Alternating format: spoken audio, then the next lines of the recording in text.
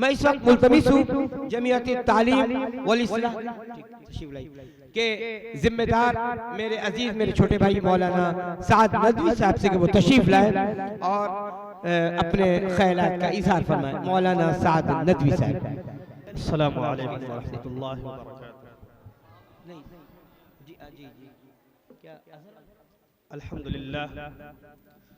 अल्हम्दुलिल्लाह रब्बिल आलमीन वस्सलातु वस्सलामु अला सय्यिदिल अंबिया वल मुरसलीन व अला आलिहि व अस्हाबिहि अजमईन, अम्मा बाद।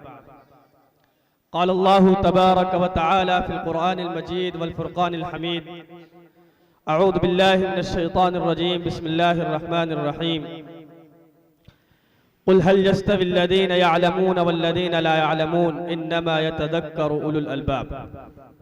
वक़ाल नबी सल्लल्लाहु अलैहि वसल्लम खैरुकुम मन तअल्लमल क़ुरआन व अल्लमह, औ कमा क़ाल अलैहि सलातु वस्सलाम। जनाब सदर और आज के इस प्रोग्राम को चलाने वाले यानी निज़ामत करने वाले जनाब सैयद शाह फैसल साहब का बहुत शुक्रिया, और जनाब हाफिज सरताज साहब का कि जिन्होंने इस अदना सी हकीर से बंदे को अपने दरमियान जो है कुछ कहने की इजाज़त बरामद फरमाई, हालांकि हम इस काबिल भी नहीं थे। बहरहाल मैंने अभी आपके सामने जो कुरान की आयत पढ़ी है और जो हदीस का थोड़ा सा टुकड़ा मैंने आपके सामने पढ़ा है, कुछ लबकुशाई करने की हिम्मत और जसारत करूंगा। मैं एक बार तमाम स्टेज वालों का भी शुक्रगुजार हूं कि मैं इनके सामने और उलमाए कराम के सामने कुछ बोलने की हिम्मत कर रहा हूं। जैसा कि हमें मालूम है कि एक मदरसे की बुनियाद का जो सिलसिला शुरू होगा वो अभी जैसा कि ऐलान हुआ आपको मालूम है। बहुत मुबारकबाद है जनाब हाफिज सरताज साहब कि जिन्होंने बड़ी मेहनत और मशक्कत से मदरसे की बुनियाद डाली। और अच्छी बात है कि जगह जगह अल्लाह के नबी जनाब मोहम्मद रसूलुल्लाह सल्लल्लाहु अलैहि वसल्लम की तालीम को फरोग देने के लिए ऐसे मदारिस कायम करने चाहिए, और जगह जगह ऐसे मदारिस होने चाहिए जिनमें अल्लाह और उसके रसूल सल्लल्लाहु अलैहि वसल्लम की बातें हों, दीन की बातें हों, और अल्लाह को पहचानने के लिए तालीम का एक सिलसिला हो। जनाब मोहम्मद रसूलुल्लाह सल्लल्लाहु अलैहि वसल्लम की लाई हुई शरीयत पर अमल करने के लिए और उस पर अमल पैरा होने के लिए जगह जगह मदारिस कायम किए जाएं, और जगह जगह ईमान की दुरुस्तगी के लिए ऐसे मदारिस और ऐसे स्कूल खोले जाएं ताकि हमारे बच्चे परवान चढ़ सके अल्लाह के रसूल सल्लल्लाहु अलैहि वसल्लम की तालीम में।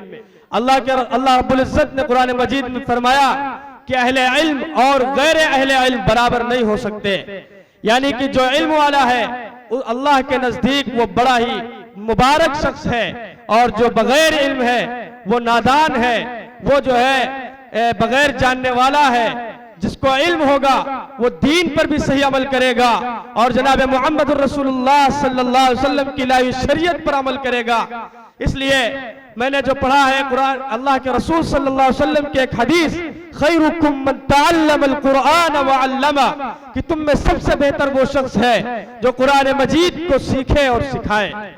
तो मालूम हुआ कि कुरान मजीद एक ऐसी किताब है जिसका सीखना भी मुबारक, जिसका सिखाना भी मुबारक, जिस पर अमल करना भी मुबारक, जिसका जो है समझना भी मुबारक, जिसका सुनना भी मुबारक। मेरे मोहतरम बुजुर्गों और दोस्तों और उलमाए किराम, मैं तमाम लोगों से मुल्तमिस हूं कि जगह जगह ऐसे मदारिस खोले जाएं, उनकी बुनियाद रखी जाए।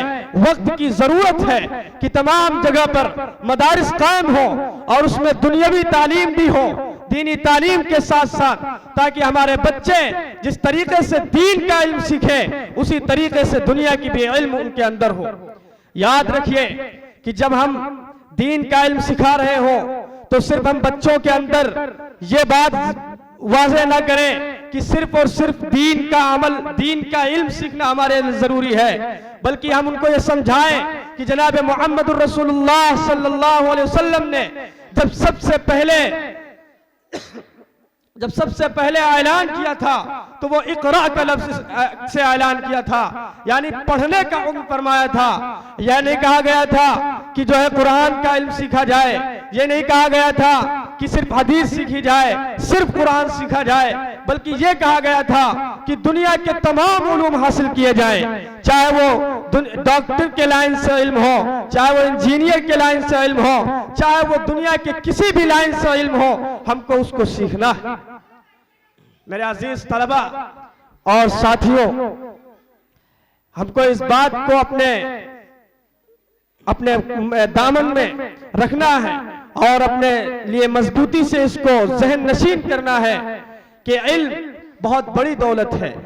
इल्म के बिना इंसान अधूरा है, इल्म के बिना इंसान के अंदर बिल्कुल कोई उसकी हैसियत नहीं होती, इंसान की कोई हैसियत नहीं होती इल्म के बिना। इसलिए इल्म का सीखना जरूरी है, क्योंकि इल्म अगर हमारे अंदर है तो हमारी पहचान है दुनिया में, हम दुनिया में भी पहचाने जाएंगे और आखिरत में भी हम पहचाने जाएंगे। इसलिए इल्म हासिल करना हमारे लिए फर्ज है, उतना इल्म कि हमको मालूम हो सके कि हम जिंदगी किस तरीके से गुजारें।